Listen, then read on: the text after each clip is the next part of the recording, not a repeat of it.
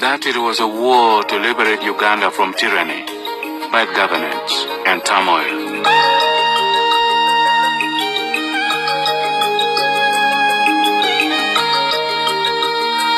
But in Acholiland, the Liberation War of 1986 delivered 21 years of war, destruction, poverty, and anguish.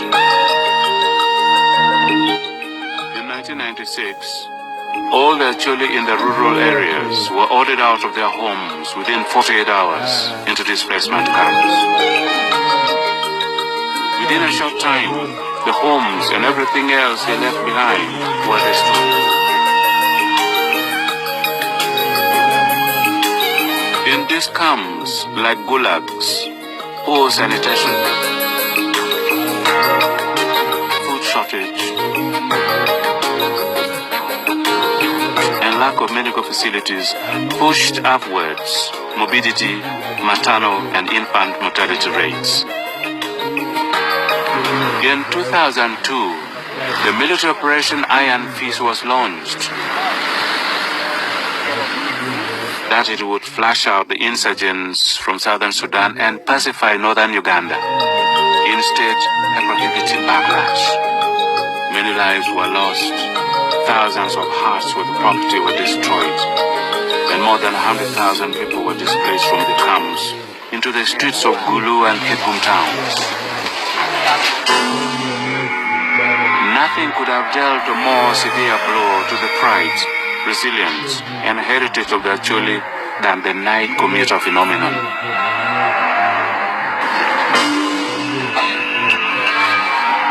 Separated from their parents, guardians, or any adults, every night, these children were exposed to rape, HIV infection, and moral decadence. The heaviest single attack on the last frontier of the Acholi heritage and survival, its children, its future. As the night commuter phenomenon persisted, 2 or 3 NGOs responded by providing food and non-food items, and later, night shelters for the displaced. But among the centers, Teokono, set up by Manuel Mohalu Turumoy and 3 other youths, was unique. But they had no job, no NGO status, no bank account to talk about, but rose to the challenge.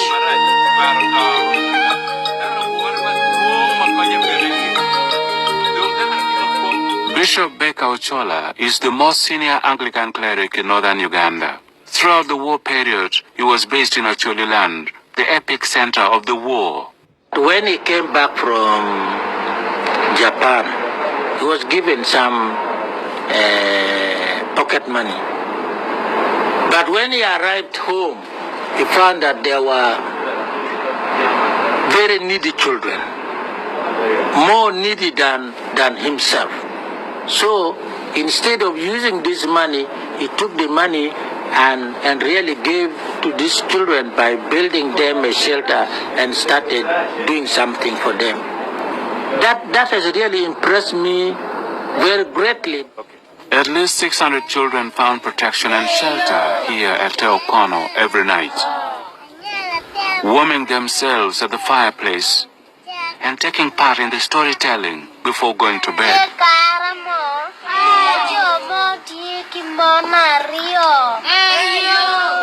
In the good old days, the fireplace was the first school of life for the Chole people. The lessons were delivered through folklore and riddles that would prick the conscience and also inspire society to act together on issues of morality, survival, and the higher values of life. Many visitors, including one of the best-seller authors in the UK, Miss Juliana Buring, have been here. The children were struggling with their identity, actually. Where did they fit in? They had no family, no real sense of belonging anywhere. They were displaced. They were just coming into the center at night. In the day they would wander. I don't know where they would wander. I don't think they were going to school, a lot of them.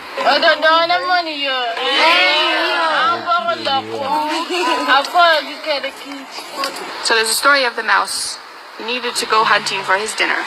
So he goes along the path that he usually takes to hunt, and he finds that the woman of the house has set for him a trap to catch him.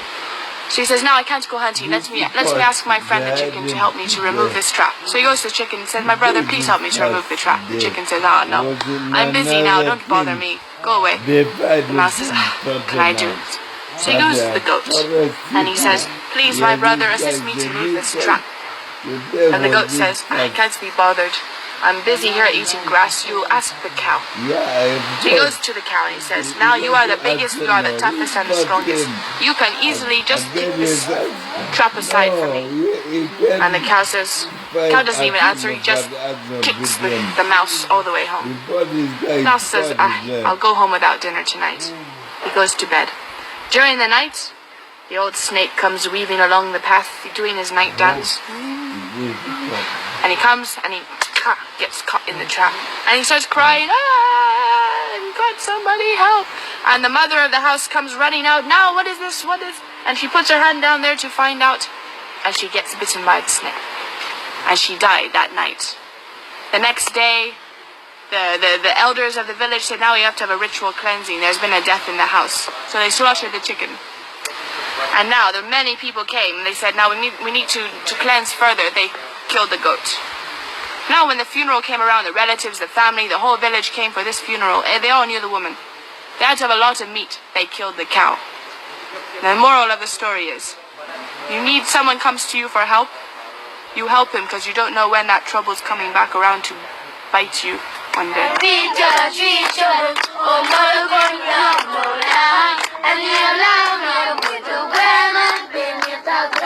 It was also at Teokono that Emmanuel and his colleagues discovered that here were some of the brightest children in Gulu district, and yet the war with its wider impact had brought their aspirations to a terminal point. Nevertheless, this is a story of triumph of the orphan and the destitute over helplessness. Helplessness induced by a deliberate war between the government troops and the insurgents, targeting civilians and their property. A story of 4 youngsters. Kenneth Rubakene. I would like to become an engineer because in Uganda here there is few engineers. Nobato Chora. I want to be a civil engineer. Nancy Akumu. My ambition is to become a doctor. And Opio. I want to become a doctor because my brother, that young brother of mine, he was saved by the doctor because at the time when my father was killed, he was crying, he fell of sicknesses, and then doctor helped him, and he is still alive up to today. That is why I want to be like those daughters that have saved my brother so that I save other pupils. This was Kenneth Rubakene obtained a strong Division 1 in the primary living examination. Impoverished by the war, he They remind me of my life when I was a street kid. They remind me of my life when I was struggling to see that I go to school. Because I was a father to myself and a father to my other brothers, and a father to those children whose parents died of AIDS. I suffered a lot as a fatherless, as a resourceless. At one point I almost declared myself useless. I went through it all. I was taken sometime. I spent some weeks with the rebels. I got out. I struggled to go to school, to pay myself to school. I know what it takes to look for money to go to school. I know the pain widows or orphans go through. By the year 2007, the number of youngsters being supported had risen to 15. Each passing year, a new challenge, from basic needs to tuition or school fees, almost severely outstripping the capacity to care for them. So what will happen to the other brilliant children not absorbed anywhere because of lack of support?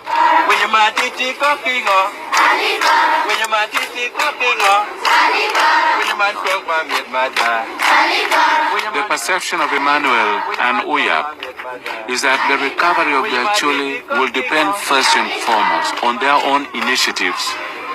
Serious investments in education with particular emphasis on girl-child education, science-based professional courses, and others, through which the youth will become job creators, not seekers.